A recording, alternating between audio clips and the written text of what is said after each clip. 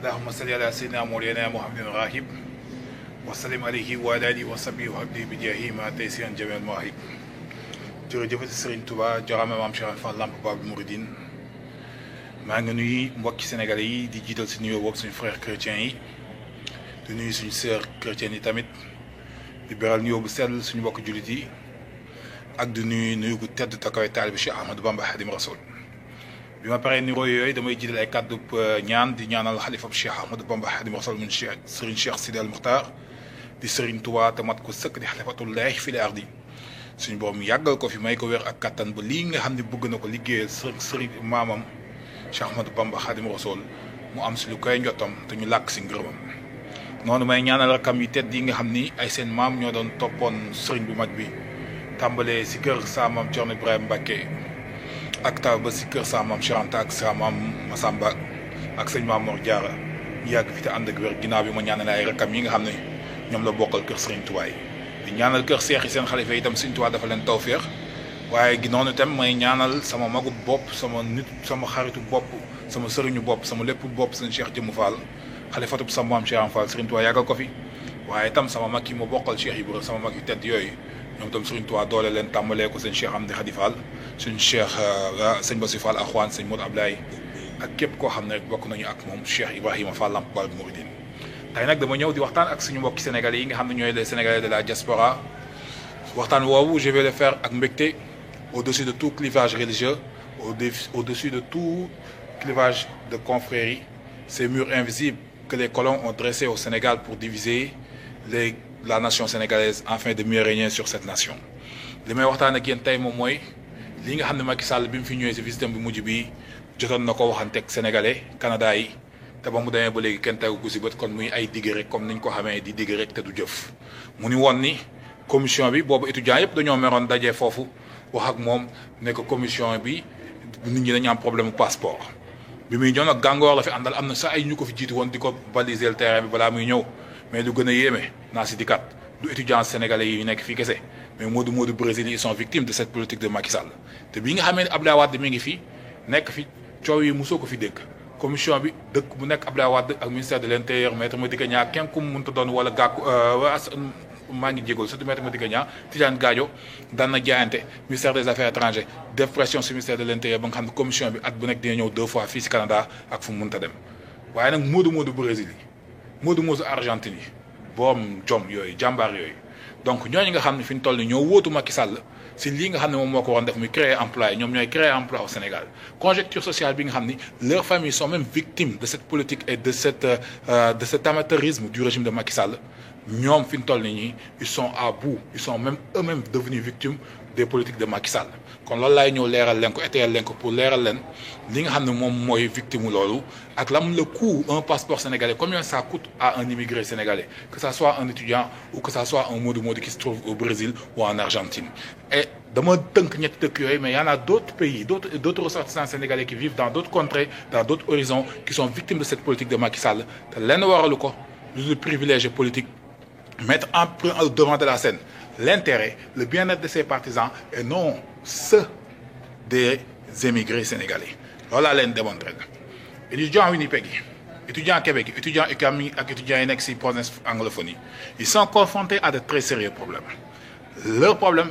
mooy lan yu si bëri permis de travail la ñuy liggéey seen permis de travail c'est dañ koy calé sur durée validité passeport yi daaw bi nga xamee ni commission passeport bi mi ngi fi ñëw du ma wax daaw sa bi fi Abdoulaye Wade nekkee commission passeport bi daan fi ñëw li si ëpp si passeport yooyu ñooñu balaa ñu ñëw 1 mois à l'avant ñi fi nekkaan daan liggéeyal Abdoulaye Wade ni ñu daan def dañ daan jot province mu nekk jot directeur président association bi nekk 1 mois à l'avance leeral leen di leen fi ñëw nga lancer information bi sa listing sa database la def ko sa page Facebook sénégalais yi xam ko ñu jox calendrier tournée bi ñëpp waajoo ko daaw bu ñu fiy ñëw dañoo nekk ba mu ne le 23 la je pense le 21 ñu bind tweeté ko si tweeté wu ambassade Sénégal man je l'ai su par après def ko si page ambassade Sénégal ne 2 jours lañ fiy def mais étudiant bu nekk Winnipeg amoon jour boobu examen wala doon liggéey fu muy jëlee billet ba ñu jógee Winnipeg ñëw Ottawa def ne te nee nañ duñu wër dëkk bi Ottawa ak la ñu yem daaw loolu lañ def manque de professionnalisme boobu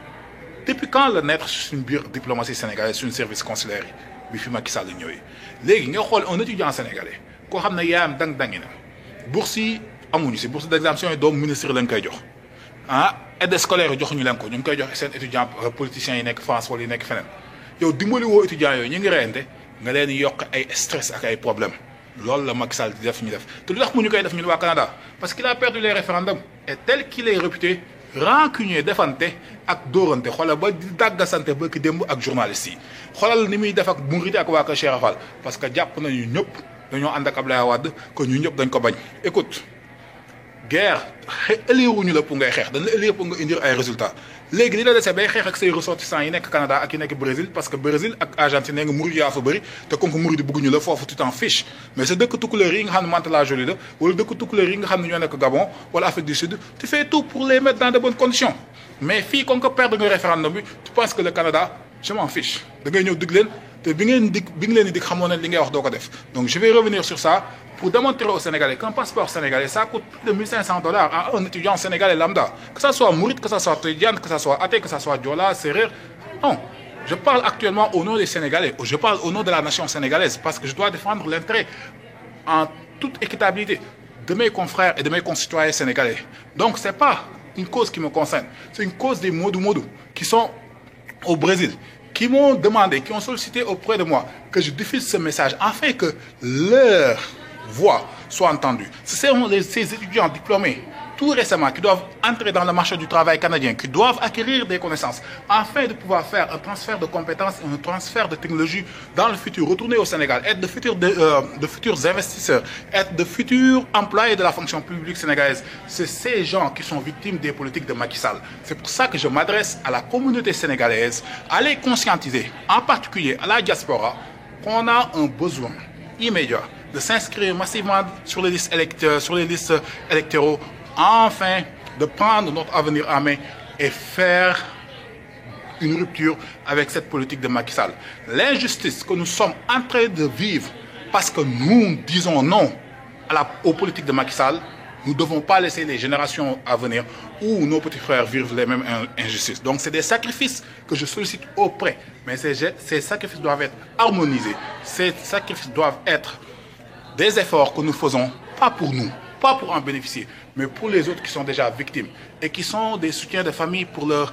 des soutiens de famille et qui ont un espoir dans un futur proche de servir la nation sénégalaise. Donc je reviens sur les coûts des passeports au niveau des étudiants. Un étudiant sénégalais qui n'a pas de proches parents aux États-Unis, il va demander un visa américain, ça coûte dans les 250 $ canadiens, avec le taux élevé du dollar américain. Après avoir demandé son visa américain, qu'est-ce qu'il devra faire? Il devra réserver un hôtel parce qu'il a besoin d'un pied à terre une fois à New York pour 2 nuits. Et généralement, tu vas à New York, ils disent la machine ne marche pas. La deuxième chose, il doit réserver un billet aller-retour. Et si c'est un étudiant qui travaille à temps partiel, donc il doit perdre ses gains potentiels qu'il devait faire pendant ces 2 jours. Donc c'est un coût supplémentaire au coût du passeport. Donc grosso modo, en réduisant le coût d'un passeport sénégalais, ça coûte aux pauvres étudiants qui ne bénéficient pas de bourse d'exemption, qui ne bénéficient pas d'aide scolaire, 1500 $ canadiens. Et pour des employés, pour les nouveaux diplômés de l'Université de Saint-Boniface, pour les nouveaux diplômés de l'Université de Sherbrooke ou de Trois-Rivières ou de l'Université Laval, combien ça leur coûte? Ça leur coûte 2 journées de travail. Ça leur coûte un visa. Et le jour même, une troisième journée, parce que le jour où ils vont aller demander pour le visa américain, ils sont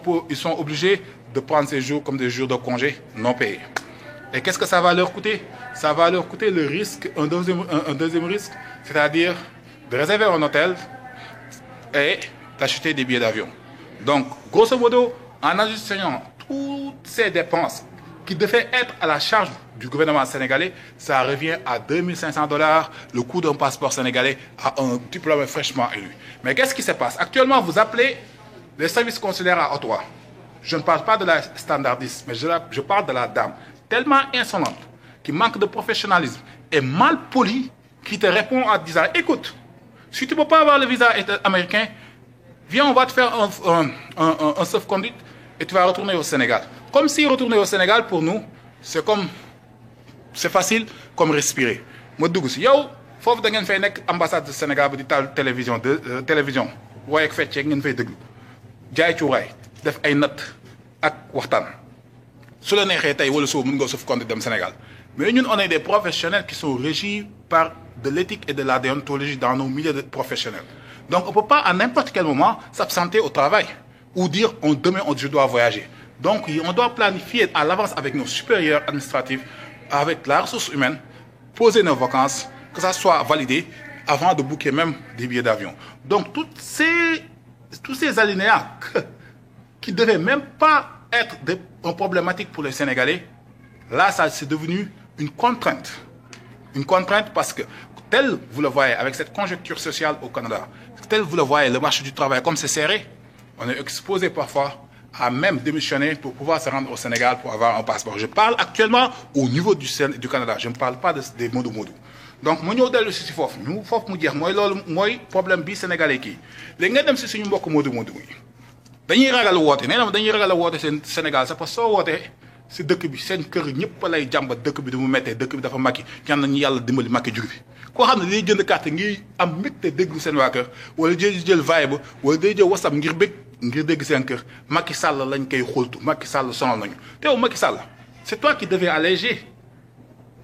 le niveau de vie améliorer le niveau de vie des Sénégalais de l'extérieur en réduisant le taux de transfert d'actifs vers le Sénégal en créant de l'emploi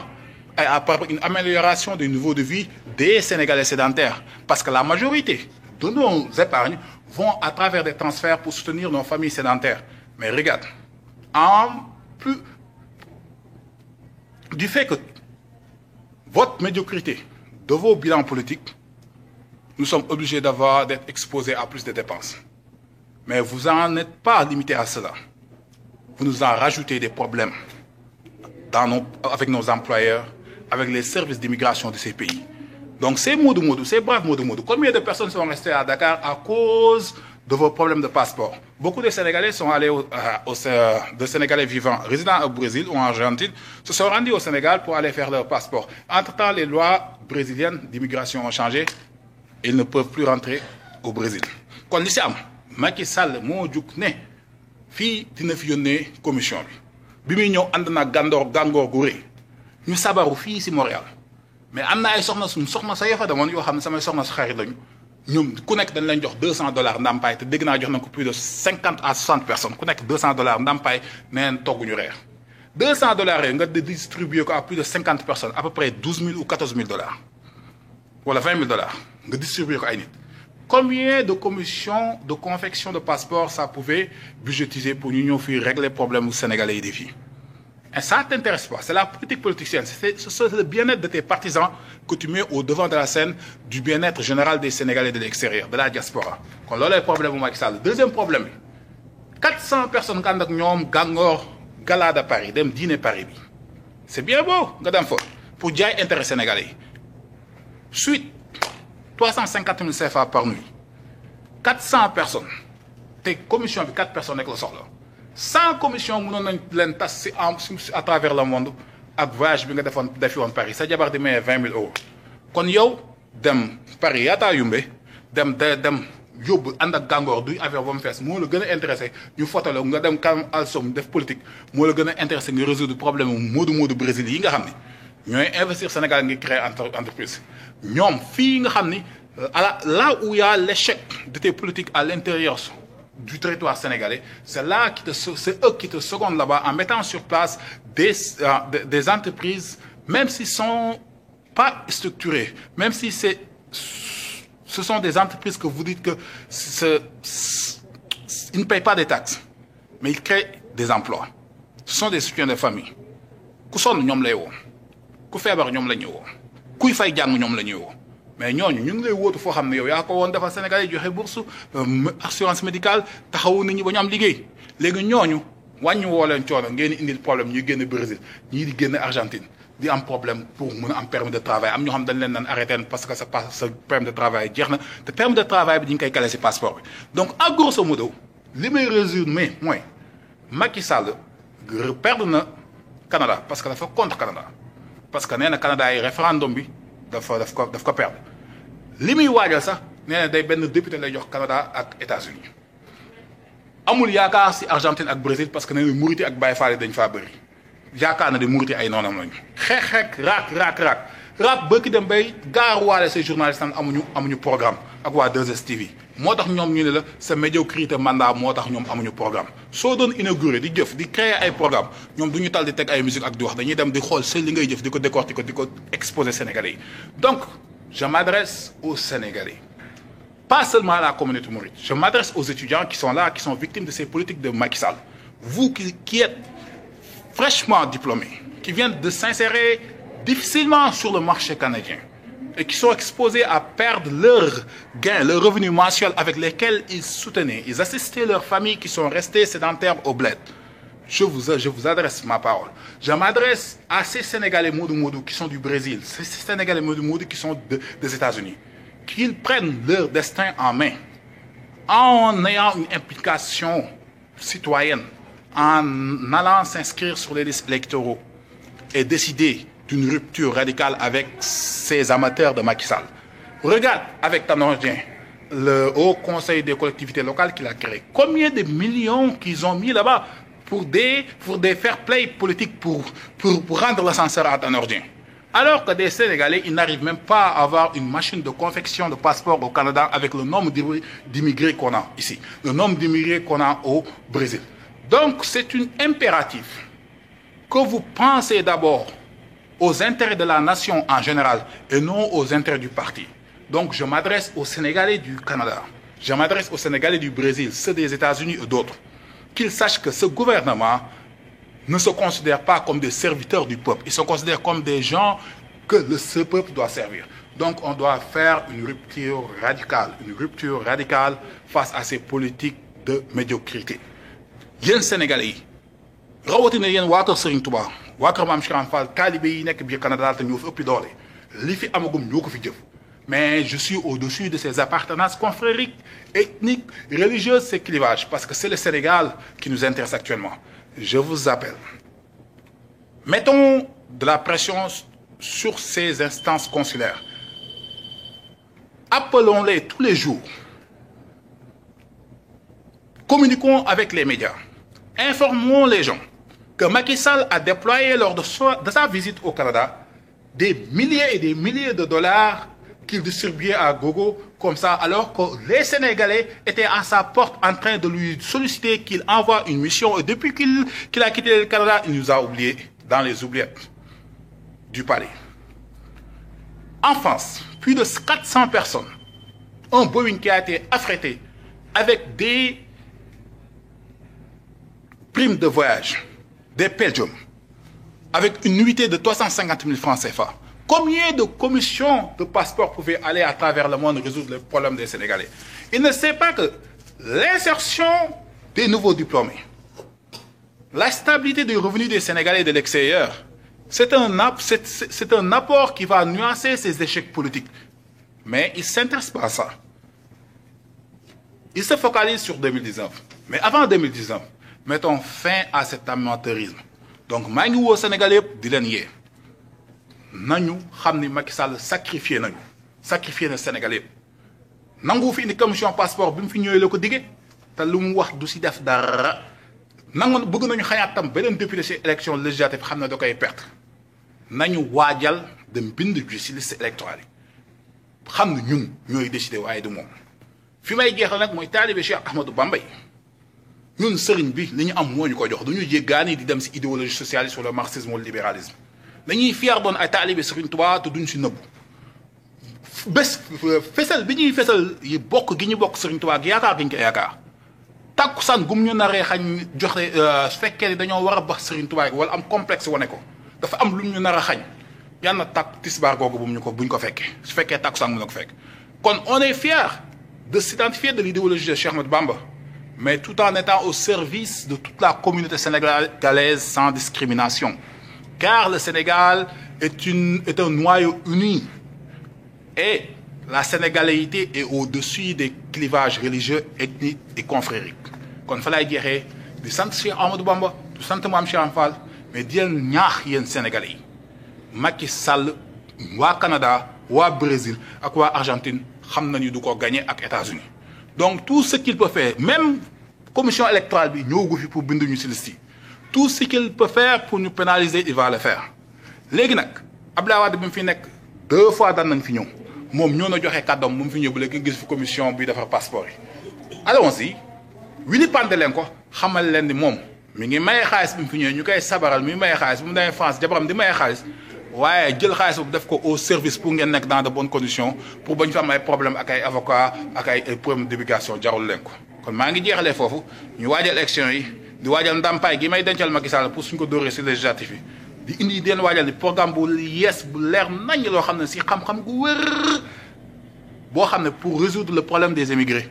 ñu ngi leen koy waajal indil leen ko di ngeen bëgg xam ne ñun li fi ñu jëm ak yéen xam-xam la ak mën-mën ak pas-pas mais ak dëggu changement du ñu dugg si idéologie benn parti politique bu ñuy tënk wala di ñuy jëy nga xam ne intérêt parti bi lay jiital si intérêt peuple bi on veut un renouveau on veut une rupture radicale et cette rupture radicale nous allons vous la prôner avec des idées et des programmes budgétisés basés sur la clairvoyance sur un esprit visionnaire kon ñu ngi leen di sant ci déglu bi di sant ñëpp di sant Cheikh Ahmadou Bamba Khadim Rassoul jërëjëf alhamdulilah